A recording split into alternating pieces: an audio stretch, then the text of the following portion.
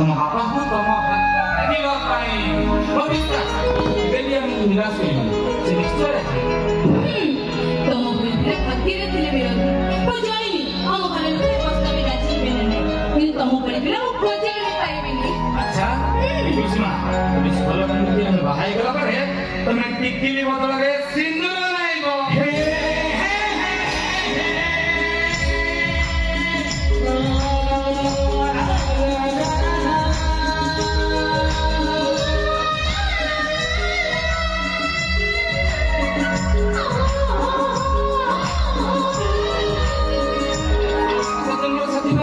ମୋ ସହିତ ତମେ ପ୍ରମିସ୍ କରିବ।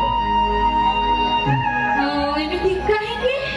କାହିଁକି ନା ତମକୁ ମୁଁ ଏତେ ଭଲ ପାଏ ଯେ ଏଇଥିପାଇଁ ତମେ ଟିକିଲି ବଦଳ ନୁହେଁ ତମେ ସ୍ତ୍ରୀ ଆଉ ମୁଁ ସ୍ୱାମୀ ହେଇଗଲା ପରେ ଦିନ ଗୁଡାକ ଛୋଟ ଆଉ ରାତି ଗୁଡାକ ବେଶ ବଡ